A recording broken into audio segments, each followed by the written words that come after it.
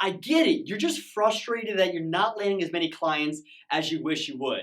You might be blaming it on the fact that you think your closing line is off or that your product is way too expensive. But the chances are that it's actually a mindset issue. Something needs to change in your limiting beliefs or your confidence or your ability to build relationships with your prospect. All of these things affect the number of clients that you'll sign. In this week's masterclass, sales expert Landon Porter teaches his methods for landing high-ticket clients without being so salesy. Are you guys ready? Let's start this week's masterclass.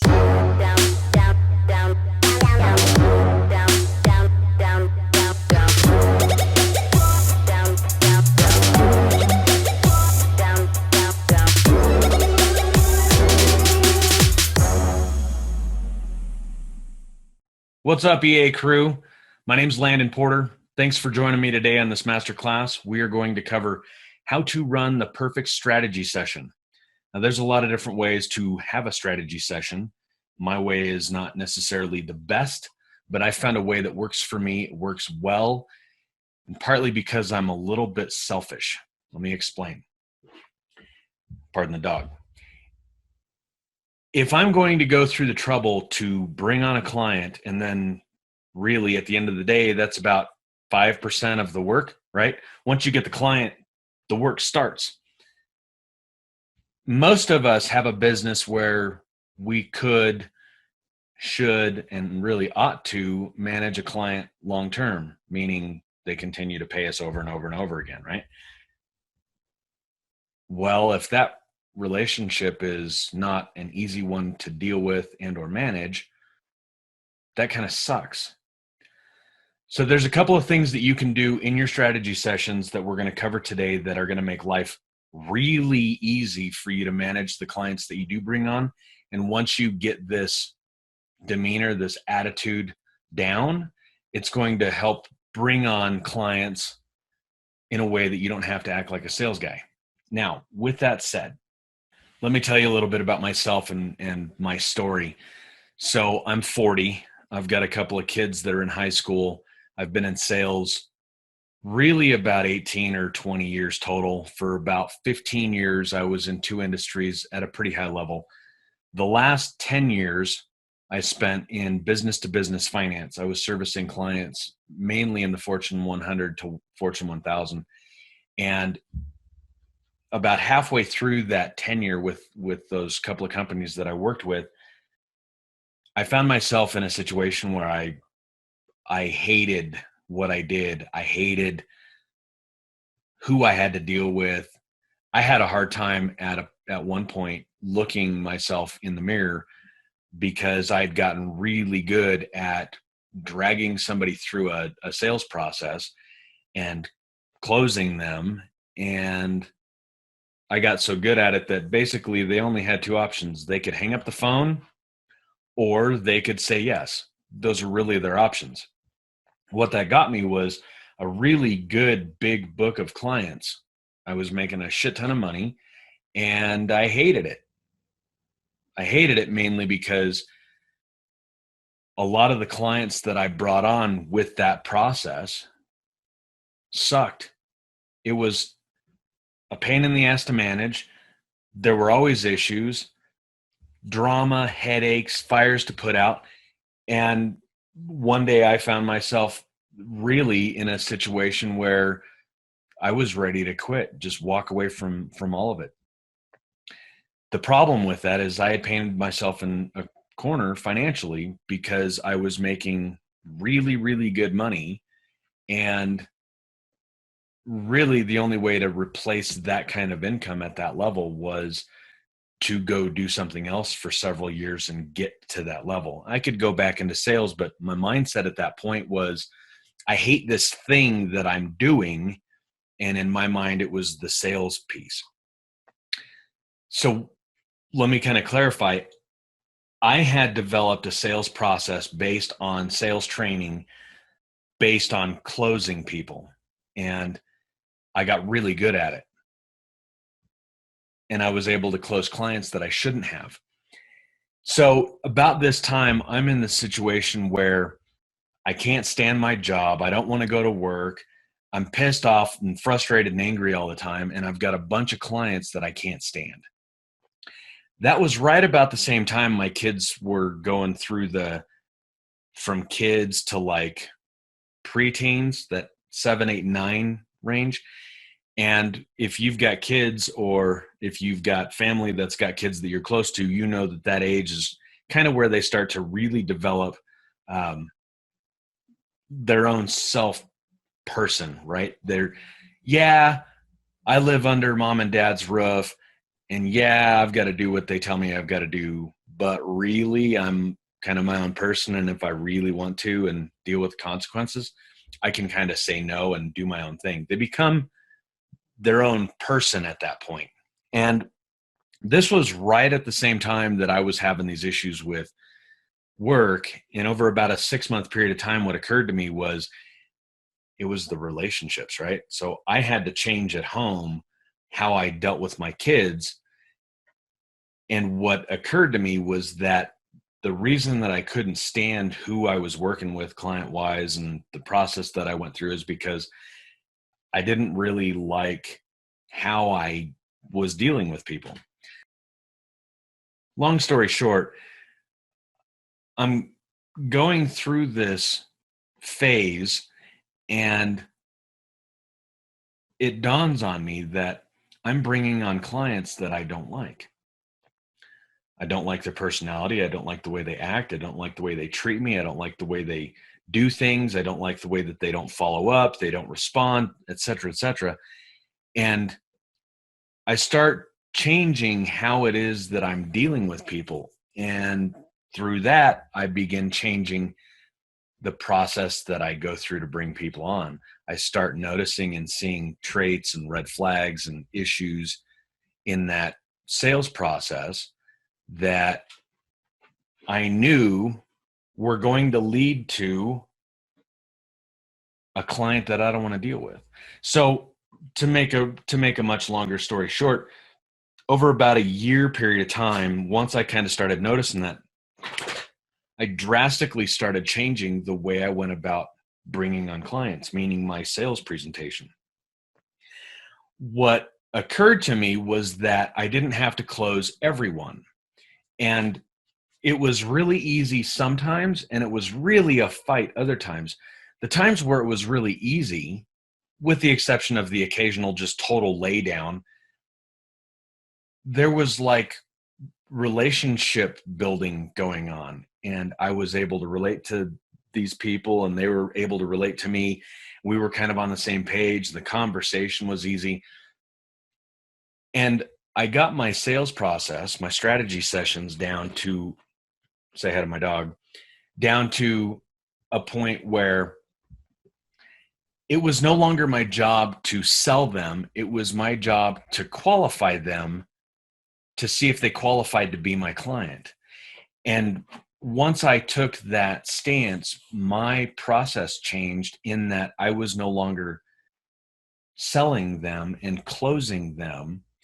I was vetting them to see if first we clicked, and second, if what my company could provide would provide the results that they were looking for and exceed those, right? The company that I worked for when I went through this change was one of the top 3 globally, 194 countries. We had offices in like 64, 65 countries.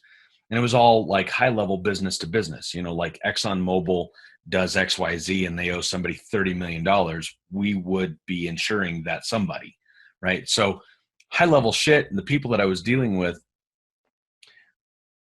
had a lot of options in my marketplace. And what I wanted at the end of the day was the money, right? You've got a business, you're doing a service for somebody, you're selling your craft to somebody or their business in return for money. Well, through all of this, it occurred to me that, boy, if I could bring on fewer clients, make more money, and I didn't have any headache with the clients that I do have, that'd be pretty rad, right? So that's kind of what this is about. That's my story. That's where I come from. To kind of fill in the last year and a half or so, my wife and I have 2 teenagers. We went through the preteen phase. We do things a little bit different, partly because the way I began changing how I dealt with my clients, that translated to how we deal with our kids. And there were a handful of big issues that parents deal with preteens that we didn't go through because we just, we had a different way of managing our kids and our relationship with our kids. So about a year and a half ago, we began putting together a Facebook group for parenting, and we created a course and the whole 9 yards. This last November, I was looking for a Facebook ads course. I'd taken a couple. I've been around this industry for quite a while, but I wanted something that was a little bit new and a little bit fresh. And this crazy guy caught my attention. I'm sure most of you know who I'm talking about. Anyways, I got his course, and one of the things in that, and I'd heard this before, this wasn't the first time I heard about the, doing Facebook ads or SEO or anything like that as an agency for other businesses, but it kind of caught my attention. So I grabbed this Facebook course. I'm going through this process. I'm building relationships with other people in the group and in some other Facebook groups. And I'm asking them questions about, what's the best way to run this Facebook ad campaign? Is there a different blah, blah, blah? It's whatever. In turn, in just having those conversations, they're, out of frustration, man, I had this guy and I got him X number of leads, and I know he closed a few of them and he made a bunch of money, and he, for whatever reason, didn't sign on with me. And so I'm like asking these questions, and pretty soon it's, okay, well, tell me what he said and what you said and what happened next and all of those things. And after a couple of months of doing that, I've got a handful of guys that are like, man, you need to teach this, the sales thing. And I'm like, no, I really, anyways, long story short, here we are about 6 months after that. And sure enough, guess what I'm doing? I'm teaching other people how to have killer, perfect strategy sessions and all of the other pieces. But this masterclass today is about the strategy session. So let's get into that.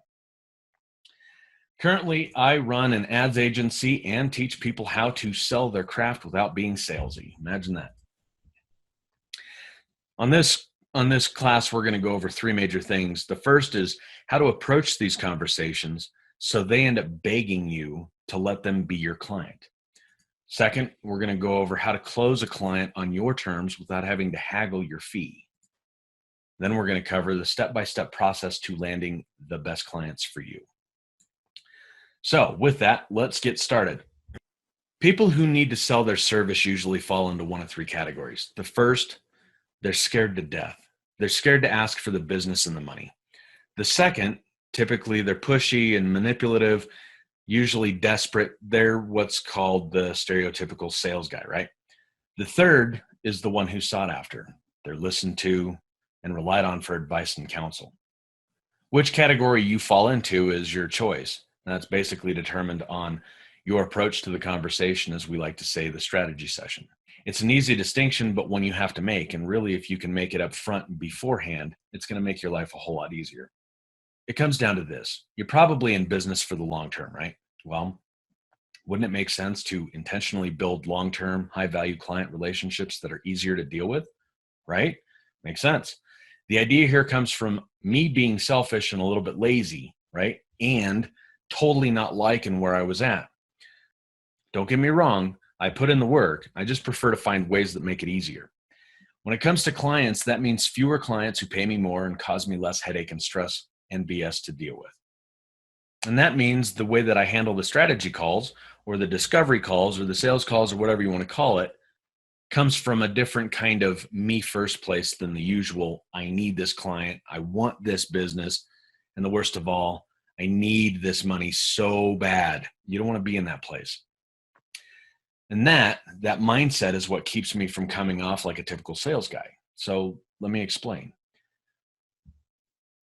The way that I come off is more interested in actually understanding their business, right? So I don't come off with trying to find their pain points and trying to figure out what they're doing in their process and all of that shit. The idea is to actually try and understand their business, where they're at, what they need, what matters to them. Now, this puts me in the driver's seat. And if you come at it from this standpoint, it'll put you in the driver's seat. This eliminates their ability to use any kind of carrot to motivate me or try and haggle with me when we get to the money part of the conversation. It also helps them relax and let down their walls. The natural guard that most people put up when there's a chance they might be sold, if you can approach the conversation with a demeanor and a stance that naturally helps them drop those. What I mean is this: I don't take people through a sales process. I help people down their own path. I help them answer their own questions, and then I give them the space to make a decision. It's kind of like a dating thing, right? The guy or the girl with the boyfriend or the girlfriend is wanted by everybody, right? If you don't have a girlfriend and you're like desperate, I mean, come on, we all know what it's like to be in that situation. They won't even talk to you, right? This is where most people fail in the strategy session thing, is they come at the conversation with the wrong motivation. If your motivation is to get the sale, to figure out how to make it work, to get the money, they can feel that. Most people aren't really able to verbalize that and say exactly but they can feel it. They can sense it, right? Just like desperation, just like frustration, all of those things they can smell from a mile away. Now, if you can naturally get them to let their guard down, because you're going at this from the standpoint first of, let me identify if I want to bring you on as a client first. And obviously you don't say that, but that's your demeanor. Let me first identify if you'd actually be a client I'd want to work with. And then second, let me figure out if you're in a situation to where I can even get you the results that you're hoping for. Let's figure that out. If all of those pieces fit, then yeah, it makes sense to make your offer. And if you do it the right way, you don't even really have to make your offer. It's really them saying, okay, how much is that? And will you do that for me? So you want to go into it with the mindset that you're going to approach these sessions from a standpoint of, I'm not sure if I want you as a client. And this meeting is first about me vetting you to decide if I want to move forward with you. Really, this is self-preservation. It's protection and self-respect. You're not above them, and it's not arrogance, but getting clients is more like dating than a one-night stand. I always think quality over quantity. Don't catch something you can't wash off, right? Don't bring on a client that you wish you'd never met, okay? That's the whole mindset here. If you can make that, if you quit watching this masterclass now and you take that idea and make it your own and go at your strategy calls from here forward with that, from that standpoint, you're drastically going to change A, who you bring into your business, and B, how those conversations go. Totally different process, okay?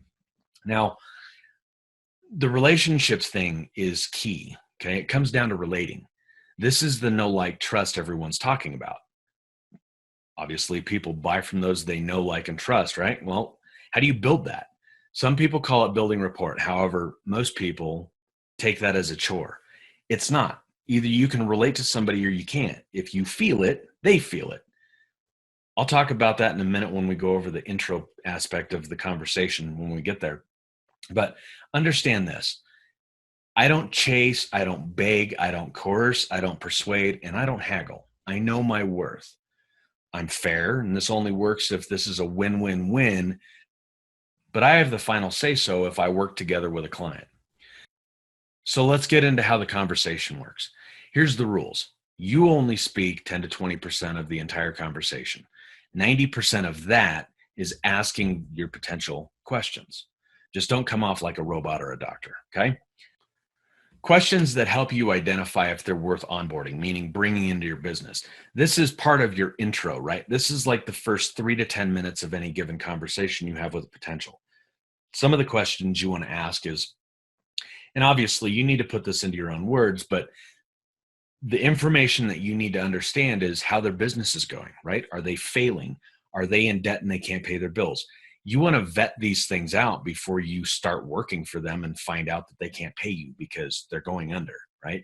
You don't want to go into business with somebody who it's a couple and they're a married couple and they're getting a divorce and the business is going to be split. And, you want to find these problems out beforehand.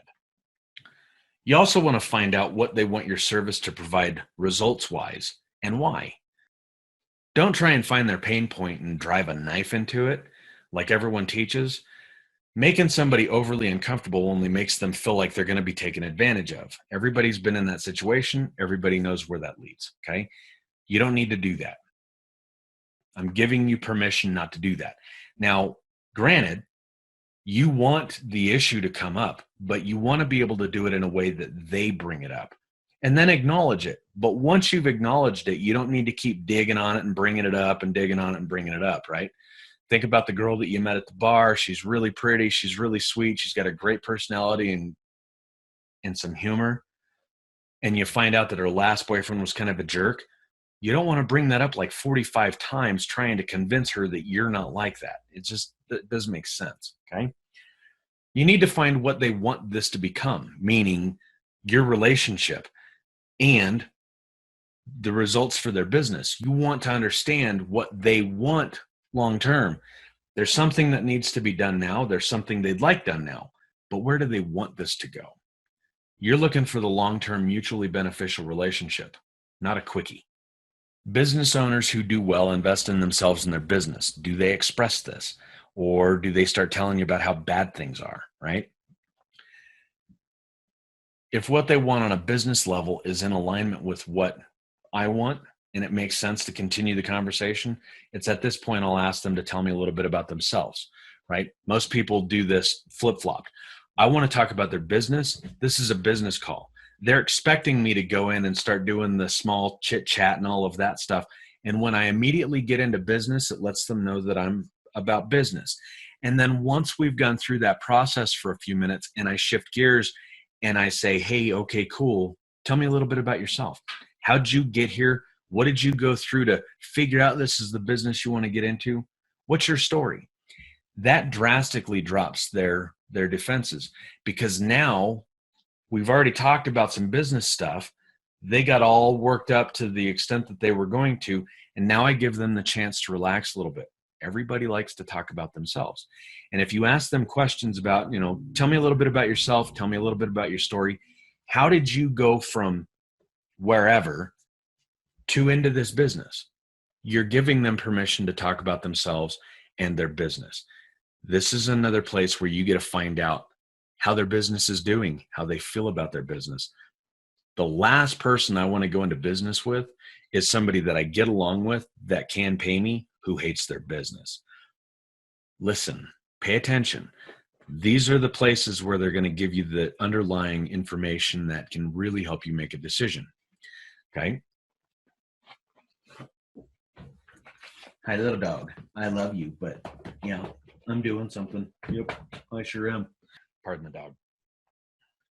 Here you want to let them talk, right? They're going to tell you about the college that they went to, what they're involved with, probably tell you about their kids, if they're into sports or cars, or if their thing is the outdoors, whatever it is. You're looking for some common ground. Even if that common ground is that their team and your team are regular adversaries, right? You want to find some things to relate with them on here. Don't go overboard on this, okay? But you want to get into a short conversation about something you both enjoy, okay? The 3 topics that should never be talked about here: politics, religion, and sex, okay? I don't care what your opinions are. I don't care what you're into. I don't care what you believe in. That's totally your business. These 3 topics should never come up. Just the same as you should never go out to a bar and get hammered with a client. These 3 topics should be off topic for business relationships, okay? The point here, though, is to connect. You want to connect on a level outside of the work you guys might do together. Obviously, you want to do this before you move on to qualifying them to make sure it makes sense to do business. But doing this step here after you've asked them about their business, allows them to become personable, right? Now we're buddies. Now we're not talking just business. The defenses are down, but now we're buddy-buddy because we found some common ground. Okay, now if all of this points to yes, you want to go to the next step. If not, thank them for their time and excuse yourself. I don't know about you, but I'm not going into business with somebody I don't know, like, or trust. Okay, qualifying questions. This is where you're qualifying them about their business, okay? This helps them answer their own questions about your service. This really should be anywhere from 10 to 30 minutes of the whole conversation. It should make up the bulk of the conversation, and this is where you ask them a shit ton of questions, okay? Most of us sell money to our clients, usually in the form of leads from advertising or marketing. However, even if you sell design or branding or copywriting, if you think about it, you can convert that and your results to dollars for your client. This is typically the easiest path to a sale, because what does everybody want? You and me included. New business, which means new clients, which means new dollars. Got it? All right. To do this, you need to understand the following, and they have to give you these numbers. Don't answer for them, okay? You need to ask them questions that lead you to an answer they give you along the lines of what a new client's worth. How long do they take? How long do they stay on average? How many clients do you want each month? How many new clients is too many to service properly? It does neither of you any good if you bury them in clients the first 2 months and they can't service those new clients properly, right? You need to know this information. So if you're at that sweet spot, so once you get those answers, here's the next question. Okay, cool. So if we're at that sweet spot, how long before you have enough new clients that you'd want me to turn this off? Example, each client's worth $1,000 a month and they usually stay 10 months. Okay, John, if I bring you 10 new clients and they're worth $1,000 and they stay for 10 months, we would be growing your business by $100,000 every month, right? John says, yep. At that point, I'd ask, do you think that's realistic? And John would probably say, yep, that's realistic. So if you gave me $20,000 and I gave you back $100,000, do you want to do that next month? Regardless of the figures, as long as the math works out in their favor, John always says yes. And then he asks, how do we know you can do that? Well, at that point, I would say, we don't. There's only one way to find out. Probably take us 4 to 6 weeks to identify your ideal target market, and then another couple of weeks to understand what message they need to see and engage with. And here's how we start that. Okay, so that's an example. Okay, so now at this point, they're qualified. I'm going to give you guys a list of questions at the end of this, something that you can have and download, but understand that it's just basic information that you need. You need to be able to put it into your own words, and you're going to have to work it into each different conversation until it flows naturally for you. Everybody's always asking, how do I close a client? What's the best way to close a client? What's the best way to say this, or what's the magic phrase? The reality is there isn't. If you do this, if you go through strategy sessions, if you do your sales calls from the standpoint of really trying to understand if they're a good match for you, and that's your motivation to begin with, it's just naturally going to flow. But since most of us sell money to our clients, even though they call it leads or clients or new business or whatever, this is usually the easiest path to go. Okay, so let me explain that.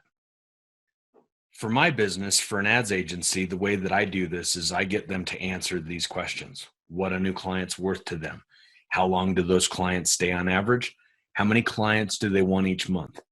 And how many new clients is too many? Most people don't ask that question. I'm going to give you a list of questions that make sense. You're going to have to put them in your own words. But once they give you the commitment, okay, yeah, all that sounds great. That makes sense. Let's go ahead and move forward. What's it cost? What's it going to look like? You to do this service for them. No hard sell, no weird tactics. You don't need to feel weird or guilty or feel like you acted like a jerk.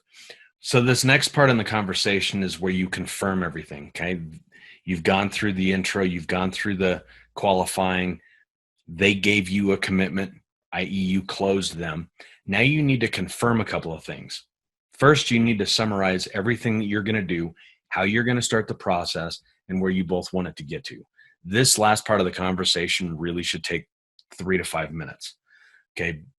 Another thing that you need to do before you onboard them, you need them to confirm and sell you on their ability to close the leads that you bring them. Most people fail here. This is the number one reason for good clients going bad. You're killing it for them and they don't know how to close clients. Your failure is their failure. Their success is your success. And that they're going to need to communicate with you and your team through this process until it's dialed in. What's most important is that they have the ability and a solid process for closing the leads you send them, and that will be different for each client you speak with. Okay, this next part and the last part is the onboarding. You need to have a process in place that delivers the following. Instructions to provide you with the information that you need. An agreement. Really, I suggest that you talk with your attorney on this. An easy way for them to communicate the leads, the quality of those, when they came in. Yeah, we all know we can get emails, texts, etc., but make them confirm with you on every lead that comes in the door or calls.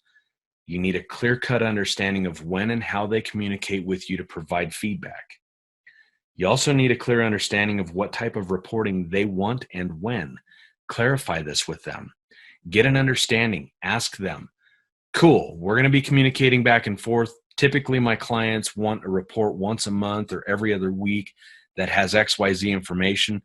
When would you like that? Is there anything specific you need to have on there, et cetera, et cetera? It's this kind of stuff that's going to set you up for success managing that client relationship moving forward. Another thing you need to understand is who on each of your teams, if it's not just you and the one client, will be responsible for communicating all of this information. And then you need to make that introduction. If you've got somebody on your team that's going to be sending the reporting to somebody on their team, make that introduction. Don't just send an email, but actually make that introduction, okay? Things to be aware of in these conversations: the tone of your voice, how fast you're talking, the language that they use, body language, yours and theirs. This is a topic that doesn't come up very often, but when it does, there's some pretty cool information here. There's some really interesting things that you can use your own body language for before you go into a meeting that will set you up to have a better conversation, whether it's on the phone or in person. I want you to sit up straight. I want you to put your shoulders back. Like right now, do this sitting in your chair. Sit up straight, put your shoulders back, and I want you to just raise your chin just a little bit. Okay, now we've all heard the term stuck up, right? People walking around with their nose in the air thinking they're better than everybody else. Okay, so I want you to bring your head down just a little bit. Your chin still up just a little bit. This allows you to feel more confident. It changes your state. This is a really easy one. Another one, most people get nervous before they go into a sales call or they're walking into a client's office to have a strategy session. Box breathing. If you don't know what it is, look it up. The short version is it's a 4 count in, a 4 count hold, a 4 count out, and a 4 count hold. And then you repeat it. 4 count in, 4 count hold. If you do that for 2 or 3 minutes, it regulates your body. It adjusts your nervous system. And then after you're done doing that, if you take your hands and you shake your hands out, you've heard the term shake it off, right? That's exactly what it means.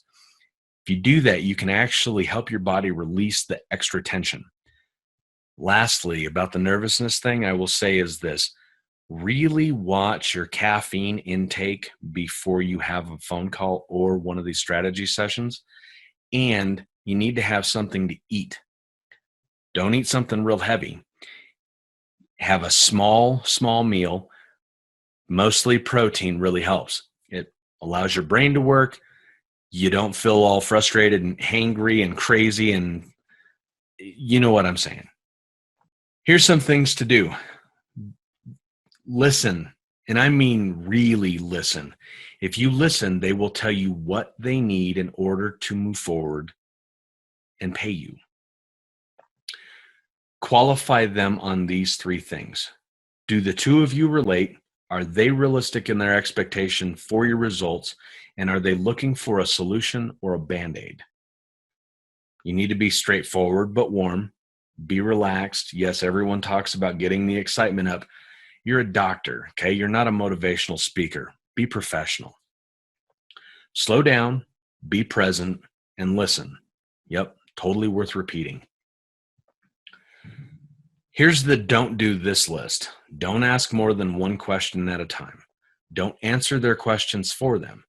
Don't offer them possible answers like, how much is a client worth to you? $100 or $300 or $500? Don't do that. Even if you know the answer, don't do that. Give them an open-ended question and allow them to answer. Don't talk over them or interrupt them. Don't manipulate them. Don't coerce them. Don't talk them into anything. Don't argue. Don't get defensive. And by all means, don't allow them to take advantage of you just to get the sale. It's not worth the money. So for business owners who spend the time necessary building relationships, your best clients will stay longer. They'll spend more money and introduce you to more people who want and need your service. From this aspect, getting clients becomes finding people you want to date and then marry, not just have a fun evening with. And seeing these interactions from this perspective will take all the pressure off of you. You'll have more of an impact with clients who are worth doing business with, and it'll make selling your service and your craft easier and more enjoyable. It'll also help you from bringing in the wrong clients to begin with. Remember, quality over quantity, have the self-respect to only bring in the right clients, be willing to say no, and price yourself according to your knowledge, experience, and ability. Know your worth. Take the actions needed for the short game, work towards the midterm game, and plan for the long game. If you build relationships like this with your clients, they will guard that relationship with their life. That whole know, like, trust factor on steroids, right? Or how I call it, how to absolutely crush it with clients. Another thing you might want to look into is the strategy of preeminence. Go ahead and Google that. It's the third or fourth, maybe the fifth result down. There's a YouTube video. Some of you guys know this guy. So again, if you're going to go about bringing clients into your business, take the time and make sure that they're the kind of people that you'd want to do business with long term. If you take the time up front and vet them out beforehand, you'll be able to bring on clients that pay you more money, they stick around longer, they end up having other people in their world that are like them, which means that they can probably also relate to you. They're easy to get referrals from. They want to help you grow and they want to see you succeed. These are the people that you want to be doing business with. Remember, it comes down to having the mindset of making sure somebody's worth you bringing into your business, and that your only goal in that strategy session or that sales call is to really qualify to see if you can get them the results that they ultimately want. If all of that stuff is a fit, then by all means, bring them into your business. If you go this process, it's going to take all the pressure off of you. It's going to make it easier to close them, get their commitment, build the relationship. And guess what? You're not going to have all the headache and BS and chasing people for money and all of that nonsense. If you do this the right way, you should be able to bring in a couple of clients here and there and grow a steady long-term book of clients. That's way better than having to bring in 10 or 20 new clients every month. And this kind of opens up that whole conversation to another aspect. If you've already got a team of people or you're looking to grow your business and scale it, this approach to people to close them and bring them into your business applies directly to hiring people, managing people, dealing with other businesses that could be, mutually beneficial. You do Facebook ads, somebody else does SEO. If you go at relationships as partnerships in this way, from this standpoint, it's easier to work with people. You don't come off like a jerk. it makes life a whole lot more enjoyable. And really, at the end of the day, you're going to make more money. That's kind of why I have gravitated to this. Here's another thing that I want you to really understand. All of the scripts and the sound bites and the special little magical phrases that you can use in a sales presentation, there's a lot of them that work. There's NLP stuff that works. There's persuasion tactics that work. If you can use those to your advantage and to your benefit, and you can use the underlying principle that's in that script or that soundbite and use your own words, you're going to have a much better chance of that coming off the right way. One thing most people don't realize is that, everybody's looking for a script. I need a phone script. I need a script that I can use to go through the phone sales process. The reality is, for almost everybody, that doesn't work, because what the people that are taking that script and using it don't realize is that it's not the script. Yeah, there might be some fancy, fantastic, amazing sound bites in a script. It's the underlying process. It's the flow. It's you start here, you go here, then you transition there, and you end up here. It's not the words that are in there. I mean, you're not an actor, right? Well, actors spend months and months and months practicing a script, and it's written for them by professional writers. When you get a script for like a cold call, or you use somebody else's cold email script, a lot of them can work. The biggest problem most people don't see is that if you use somebody else's phone script or even an email script, even if it comes off as you, once you bring them on as a client, there's a disconnect there, because the person that wrote that script that you used wasn't yours. What you want to use is the underlying process to that. In a sales strategy or a call like this, that underlying process is intro, qualify, confirm, and onboard, right? And there's some easy transitions, and there's some fancy things that you can do in there. Like I said in the example, I always close on price. I'm selling money. Why the hell would I close on anything else? Now, with that, I have my own language, my own verbiage, right?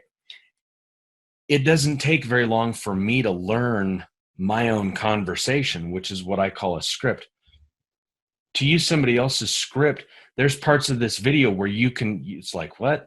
You can tell that I was reading through some of my notes versus now I'm just talking to you. If you use somebody else's script, break it down, understand the fundamentals within that script, why it works. It's a process. It's not the words that are in that script. There's some sound bites that I can give you. I usually use something along the lines of, does that make sense?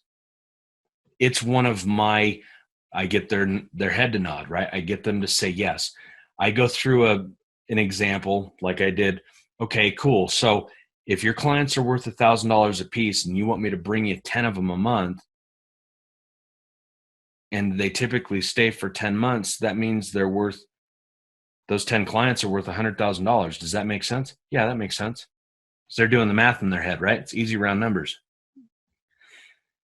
When I go through that process, or any process like that, where I need them to say yes, or I want to see if they agree with that, I use, does that make sense? Makes sense, right? A lot of you are going to be using this process doing cold calls, and there's all kinds of crazy tactics and stuff like that. I was asked to give some sound bites, some specific questions. There's a list of them coming. One of the things that I'll do, and you got to use this in the right state, right? If you come off a little too cocky, you're going to get hung up all the time. But and I didn't come up with this. I actually got this from, I think, Sandler Training. But when you get Joe on the phone and you got through Susie, the gatekeeper, and Joe puts you, and now you're on the phone with Joe, I say something along the lines of, hey, Joe, this is Landon, man. It's a sales call. You might just want to hang up. And usually they'll chuckle a little bit and say, okay, man, what's up? What do you got? It drops their senses. I'm being a little humorous. I'm being straightforward with them that, hey, dude, I've got something to sell and I want to talk to you about it. Outside of that, I don't use a whole lot of tactics and sound bites and stuff like that. I've got my own language, but I've done this for so long that I've developed my own conversation. I've developed my own script. And that's what I encourage you to do. There's a lot of scripts out there. There's a lot of really good, high quality sales trainers out there. The people that I teach are people who have a craft, who aren't salespeople, who don't want to go through sales training. And really, if you're going to go through sales training to really be a highly trained sales individual so you can sell your craft, it's going to take you a long time. And there's programs out there that, you can do it in 3 weeks or whatever. I disagree with that. What this process is and what sales training as a process is teaching you the fundamentals, the underlying processes and principles to be able to develop a conversation. And the path that most salespeople go through when learning that craft is they learn how to do the paint by numbers way that the company teaches or the sales training teaches, and they get a soundbite here and they get a technique here and they get a tactic there, and they put this together. And what happens is it's really weird and rough and choppy for a period of time, usually 3 to 6 months of every day, all day long use.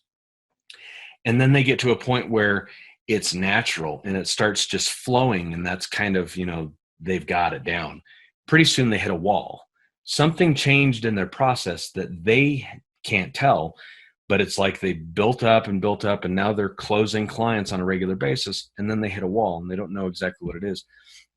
And management will usually say, you need to go back to the basics. Something you're doing isn't working, whether you're missing a piece or you're saying something in a wrong way, whatever that is. You can by all means go get some high-level sales training. And a lot of the courses out there teach, there's these tactics and techniques and these sound bites and these things that you can implement into it doesn't work. There's no easy button. What I believe is that if you've got a craft, your business, and you're not a salesperson, it's a simple process that you can implement. You need to use your own language. You need to use your own words. You need to use your own personality. You need to be yourself. There's no easy button to this. It's simply having a conversation, knowing what to ask, qualifying them to make sure that they're fit for you to bring on, qualifying that it makes sense that you can get them the results that they're looking for. You need to confirm with them everything that we talked about, and then you need to have a seamless process that onboards them. That's it. It's not complicated. Go at this whole process from the standpoint of trying to make sure that you would want to do business with these people first, then go through the conversation with the only motive of trying to understand if it makes sense for us to do business. If you go that direction, you'll probably have 3 or 4 of these conversations where it'll just click and it'll totally make sense and your life will be way easier. Thanks for joining me on this masterclass. My name's Landon. I hope you enjoyed this. If you've got any questions or comments, please let me know. You can find me in the EA group. If you're interested in more of this and what I talk about, you can find me in my Facebook group, Getting Clients Without Being Salesy. Have a great day. There should be a couple of downloads for you below this video. You guys take care. Peace out, Cub Scouts. Now, here are some interesting facts about the mastermind, which give you an idea of how important it is and how necessary that you embrace this principle and make use of it in attaining success in your chosen occupation. First of all, it is the principle through which you may borrow and use the education, the experience, the influence, and perhaps the capital of other people in carrying out your own plans in life. It is the principle through which you can accomplish in 1 year more than you could accomplish without it in a lifetime if you depended entirely upon your own efforts for success.